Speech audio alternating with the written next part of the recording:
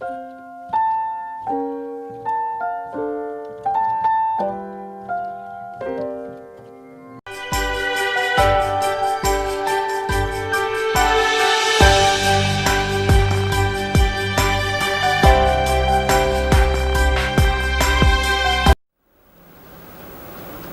Allah yang diberkati Tuhan, bersyukur kepada Allah untuk semua kebaikan, kemurahan dan cintanya yang luar biasa bagi kita yang diberkati dan dikasihi oleh Tuhan Yesus Kristus. Kembali bersama dengan saya, Pastor Dr. Hanas THD dalam program Rem Ministry. Kita akan mendengarkan firman Tuhan hari ini, satu kajian yang sederhana, yang simple, yang membuat kita bertumbuh, berakar dan berbuah dalam Kristus Yesus Tuhan kita. Umat Allah yang diberkati Tuhan Yesus Kristus, ada orang yang pengen komunikasi tapi takut beli HP, takut keluar duit banyak sehingga tidak perlu beli handphone. Ada orang pengen punya pacar tapi takut ditolak sehingga tidak pernah pacaran. Ada orang pengen punya anak tapi tidak mau hamil, akibatnya tidak akan pernah punya anak. Ada orang pengen uang banyak tetapi takut dengan kesulitan dalam pekerjaan untuk mendapatkan uang. Ada orang yang pengen punya rumah tapi tidak berani kredit, akhirnya tidak akan pernah punya rumah. Karena ketakutan yang berlebihan, maka tidak ada sesuatu yang baik yang bisa diperoleh atau didapat oleh seseorang. Itu sebabnya kita perlu ketahui bersama bahwa ketakutan merupakan masalah yang harus diatasi dalam kehidupan kita sebagai anak-anak Allah. Hari ini kita akan melihat apa yang dinyatakan dalam Markus 5 ayat 25 sampai dengan ayat 29 terkait dengan jangan takut. Tema firman Tuhan atau renungan saat ini adalah jangan takut. Markus 5 ayat 25 sampai dengan ayat yang ke-29 menyatakan demikian. Adalah di situ seorang perempuan yang sudah 12 tahun lamanya menderita pendarahan. Ia telah berulang-ulang diobati oleh berbagai tabib, sehingga telah dihabiskannya semua yang ada padanya. Namun sama sekali tidak ada faedahnya, malah sebaliknya keadaannya makin memburuk. Dia sudah mendengar berita-berita tentang Yesus, maka di tengah-tengah orang banyak itu, ia mendekati Yesus dari belakang dan menjamah jubahnya. Sebab katanya, asalku jamah saja jubahnya, aku akan sembuh. Seketika itu juga berhentilah pendarahan, dan ia merasa bahwa badannya sudah sembuh daripadanya. Dengarkan baik-baik. Jika perempuan ini takut untuk mendekati Yesus, maka tidak ada apapun yang terjadi di dalam kehidupannya secara khusus terkait dengan masalah pendarahannya. Tetapi karena dia tidak takut, maka Alkitab berkata dia mengalami mujizat kesembuhan. Saya ingin menyampaikan beberapa hal penting terkait dengan jangan takut. Pertama, jangan takut berhadapan dengan kesusahan. Markus 5 ayat 25 menyatakan, adalah di situ seorang perempuan yang sudah 12 tahun lamanya menderita pendarahan.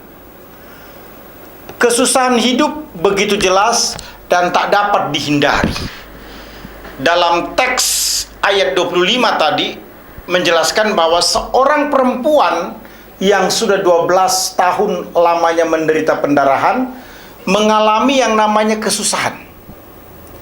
Karena menderita selama 12 tahun pendarahan itu bukan waktu yang singkat. Kesusahan adalah suatu keadaan yang tidak normal, seperti yang dialami oleh seorang perempuan yang menderita pendarahan selama 12 tahun.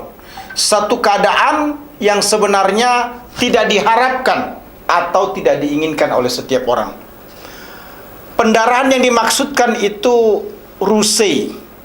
Dalam terjemahan bahasa Inggris dikatakan hemorrhage from which a woman suffered, atau pendarahan dari yang dialami diderita oleh seorang wanita. Artinya, pendarahan ini bukan berbicara atau menjelaskan sesuatu yang bersifat figuratif, tapi satu keadaan atau kondisi yang betul-betul dialami, diderita, dirasakan oleh seorang wanita. Hidup yang progres atau hidup yang maju tidak menghindar dari kesusahan. Kesusahan adalah fakta hidup yang harus ditangani, yang tidak bisa dihindari. Kesusahan hidup adalah latihan dari hidup itu sendiri, sehingga hidup kita menjadi normal adanya.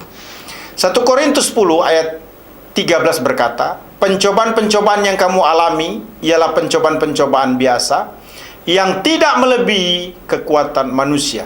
Sebab Allah setia, dan karena itu Ia tidak akan membiarkan kamu dicobai sampai melampaui kekuatanmu.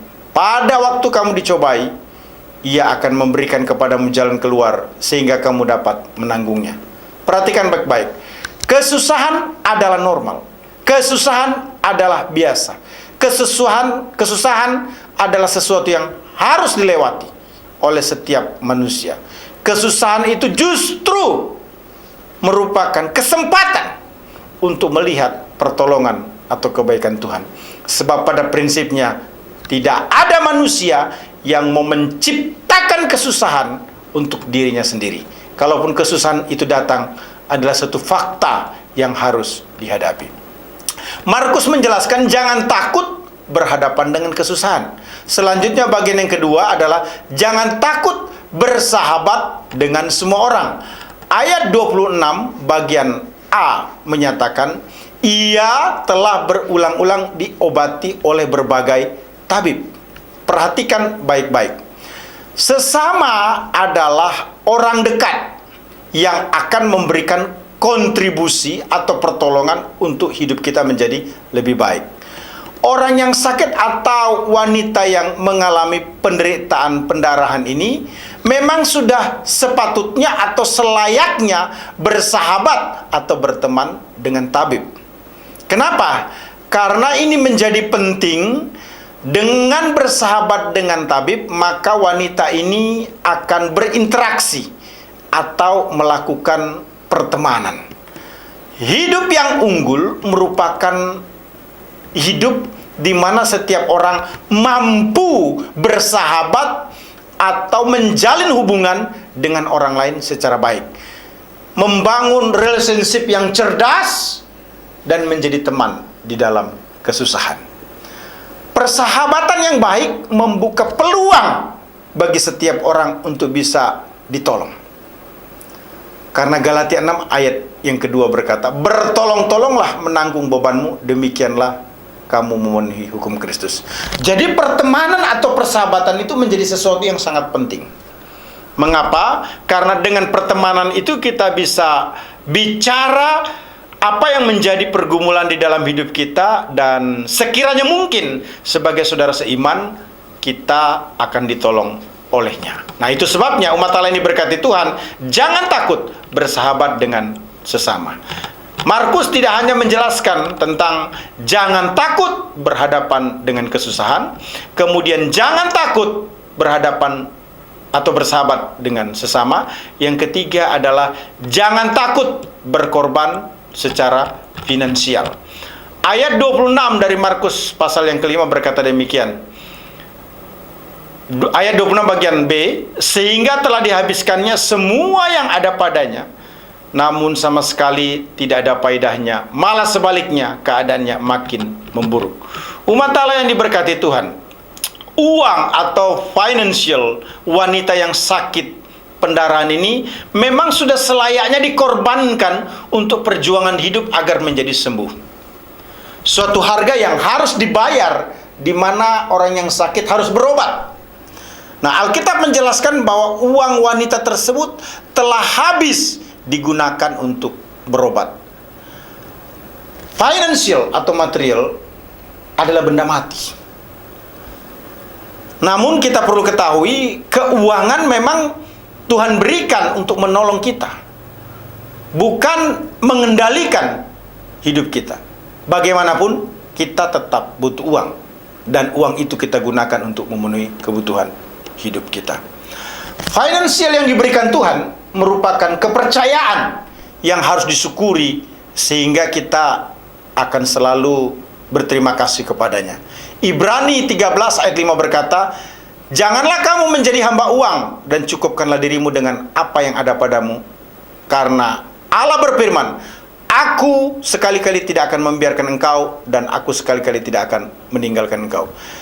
Jangan takut menggunakan keuangan atau kekayaan yang Tuhan beri. Jika harus dilepas, maka kita harus melepasnya. Jika kita harus menggunakannya, maka kita harus menggunakannya. Sebab Allah memberikan kita untuk digunakan supaya kita bisa bertahan hidup dan memuliakan namanya. Umat Allah yang diberkati Tuhan, menarik sekali. Markus menjelaskan terkait dengan jangan takut ini memulai jangan takut berhadapan dengan kesusahan. Karena kesusahan itu adalah normal. Kesusahan adalah cara Allah untuk membuat kita melihat pertolongannya di dalam kehidupan kita. Sebab dengan kesusahan itu, kita akan meminta belas kasihan, kemurahan, kebaikan Tuhan yang membuat kita bisa keluar dari setiap pergumulan atau kesusahan yang kita hadapi. Selanjutnya, Markus juga menjelaskan jangan takut bersahabat dengan sesama. Ini penting bagi kita. Karena kita tidak hidup sendiri, Tuhan menciptakan kita begitu banyak di bumi ini. Tujuannya supaya kita bisa berinteraksi, bisa berkoneksi dengan baik. Terutama orang-orang di mana kita anggap orang-orang tersebut menjadi penting. Dia harus menjadi teman atau sahabat kita karena orang-orang tersebut Tuhan berikan di tengah-tengah kita untuk mengurangi atau menolong kesusahan yang sedang kita hadapi di dalam kehidupan ini. Itu sebabnya jaga pertemanan atau persahabatan dengan baik. Semestinya di dalam persahabatan kita mengerti kita harus menjaga hubungan tersebut menjadi langgeng dengan cara saling memenuhi kebutuhan sebagaimana patutnya. Selanjutnya Markus juga menjelaskan pada bagian ketiga jangan takut berkorban dengan financial. Tuhan tidak pernah membiarkan hidup kita tanpa memiliki apapun juga. Tuhan pasti memberikan financial di dalam kehidupan kita, baik itu berupa keuangan maupun kekayaan. Nah, ketika kita bisa menyimpan atau menjaga dengan baik, maka kita harus paham itu menjadi penting akan digunakan pada waktunya, pada saat kita butuh. Dan tidak perlu kita ini terlalu menahan begitu rupa, menyimpan begitu rupa, mengekang begitu rupa berkat Tuhan yang Tuhan berikan kepada kita. Padahal kita butuh untuk diri kita sendiri. Kita harus berani menjual sesuatu ataupun mengambil sesuatu yang kita punya untuk kita gunakan demi untuk kepentingan hidup kita, dan juga yang tidak kalah penting adalah untuk memuliakan nama Tuhan. Bagian yang keempat, yang merupakan bagian terakhir terkait dengan jangan takut ini adalah jangan takut bertindak dengan iman.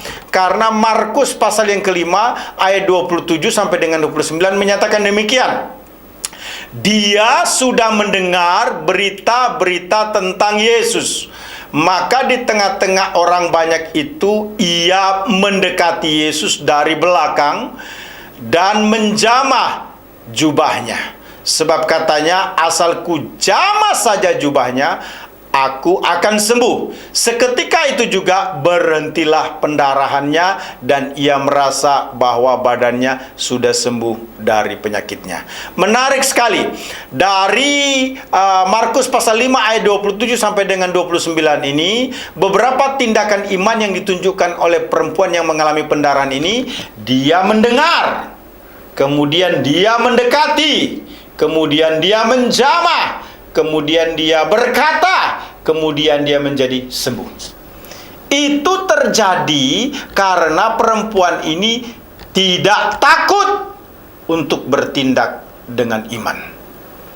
Iman adalah Christ center itu sendiri. Artinya fokus kita kepada Kristus saja sebagai orang yang beriman.